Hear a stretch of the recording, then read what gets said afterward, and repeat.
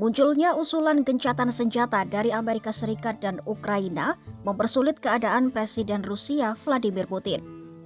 Yaps, posisi Rusia kini ibarat berada di persimpangan jalan. Di satu sisi, dunia tengah menanti keputusan apa yang bakal diambil Putin. Tapi, rasa-rasanya Putin tak akan mudah untuk memutuskan usulan gencatan senjata tersebut.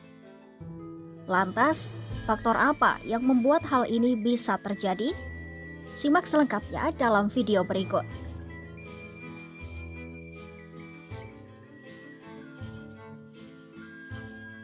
Usulan gencatan senjata itu tercipta usai Ukraina mengadakan perundingan dengan AS di Jeddah, Arab Saudi, Selasa 11 Maret 2025.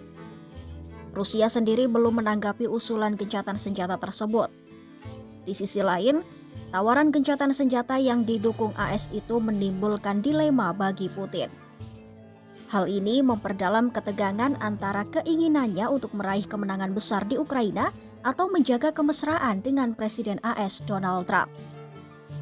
Sebelumnya pada Januari 2025, Putin dengan tegas menolak gagasan gencatan senjata sementara di Ukraina.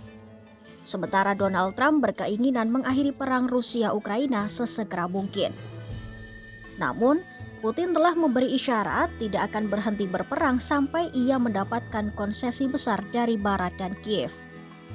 Termasuk janji bahwa Ukraina tidak akan bergabung dengan NATO dan aliansi ini akan mengurangi kehadirannya di Eropa Tengah dan Timur. Meski demikian, pada Rabu 12 Maret 2025, juru bicara Putin Dmitry Peskov mengatakan Kremlin akan mempelajari dengan seksama hasil pembicaraan antara AS dan Ukraina terkait seruan mereka untuk gencatan senjata. Peskov berharap AS akan menginformasikan kepada Rusia dalam beberapa hari ke depan mengenai rincian negosiasi yang terjadi dan kesepahaman yang telah dicapai. Dia menyebut kemungkinan akan adanya panggilan telepon lagi antara Putin dan Trump. Hal itu mengisyaratkan bahwa Kremlin melihat usulan gencatan senjata hanya sebagai bagian dari serangkaian diplomasi yang lebih luas. Seorang analis politik di Moskwa, Ilya Krasenkov, mengatakan Kremlin bisa saja tergoda untuk menerima gencatan senjata. Meski secara teknis tidak menguntungkan, tetapi menurut Krasenkov, secara strategis menguntungkan untuk menunjukkan bahwa Rusia adalah pembawa damai. Sementara itu, seorang konsultan senior di London, Keir Giles, menilai akan aneh dan tidak sesuai dengan karakternya jika Rusia menyetujui tawaran gencatan senjata itu tanpa mengajukan tuntutan tambahan. Giles menambahkan, Putin dapat mendorong tuntutan tambahan termasuk keringanan sanksi ke Rusia atau pembatasan permanen pada jaminan keamanan yang diberikan kepada Ukraina. Pasalnya, sejak perang dimulai pada 2022, AS dan sekutunya telah menjatuhkan setidaknya 21.692 sanksi terhadap Rusia.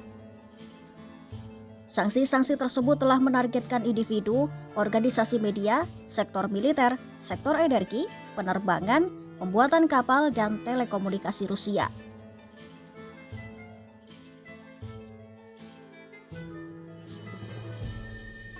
Seperti sudah disinggung di awal, pertemuan antara AS dan Ukraina di Jeddah, Arab Saudi menghasilkan usulan gencatan senjata. Dari pihak Ukraina, pertemuan itu diwakili oleh Kepala Kantor Zelensky Andriy Yermak, Menteri Luar Negeri Andriy Sybiha, Menteri Pertahanan Rustem Umerov, dan seorang kolonel di kantor Zelensky Pavlo Palisa. Sementara AS diwakili oleh Menteri Luar Negeri Marco Rubio dan Penasehat Keamanan Nasional Mike Waltz.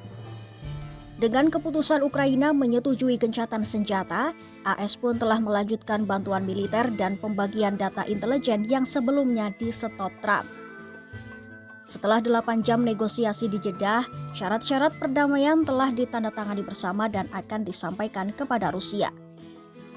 Menteri Luar Negeri Amerika Serikat Marco Rubio yang mewakili Washington di Arab Saudi menyebut bola sekarang berada di tangan Moskwa. Well, the deadline is we hope to do this as soon as possible. Every day that goes by that this war continues, people die, people are bombed, people are hurt on both sides of this conflict. The president wanted this war to end yesterday and the day before. The president's been clear he wants peace. And so we wanted to see it as soon as possible. So our hope is that the Russians will answer yes as quickly as possible so we can get to the second phase of this, which is real negotiations, not never-ending dialogue, talk forever, but real negotiations to end this conflict in a way that's acceptable to both sides, sustainable, and that ensures the stability and security of Ukraine for the long term. Lalu, apa isi proposal gencatan senjata itu? Zelensky mengatakan diskusi di Arab Saudi itu bersifat konstruktif. Dia menambahkan, selama pertemuan, tim dari Ukraina mengusulkan 3 poin utama yaitu keheningan di langit. Artinya, tidak ada pihak yang menembakkan rudal, bom, atau meluncurkan serangan pesawat tak berawak jarak jauh satu sama lain. Kemudian keheningan di laut dan pembebasan tawanan perang sipil dan militer serta anak-anak Ukraina yang secara paksa dikirim ke Rusia. Zelensky juga menjelaskan, gencatan senjata akan berlaku untuk serangan rudal, pesawat tak berawak, dan bom, tidak hanya di Laut Hitam, tetapi juga di sepanjang garis depan. Zelensky pun menyebut, jika Rusia setuju, maka gencatan senjata akan segera diberlakukan.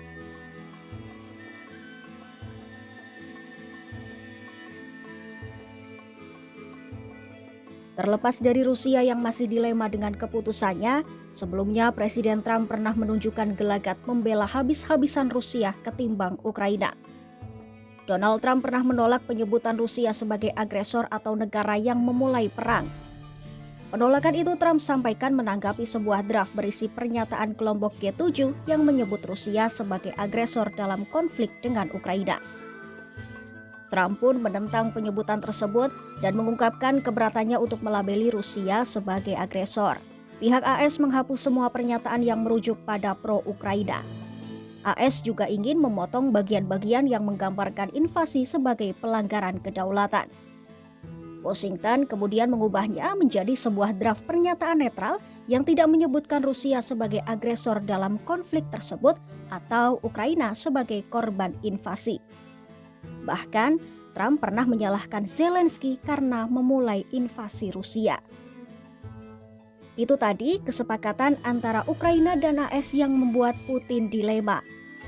Apakah Putin dengan tangan terbuka akan menerima proposal gencatan senjata tanpa mengajukan tuntutan tambahan? Atau Rusia memilih melanjutkan jalan perang meski harus mengorbankan kemesraannya dengan AS? Ikuti terus perkembangannya hanya di YouTube Kompas.com.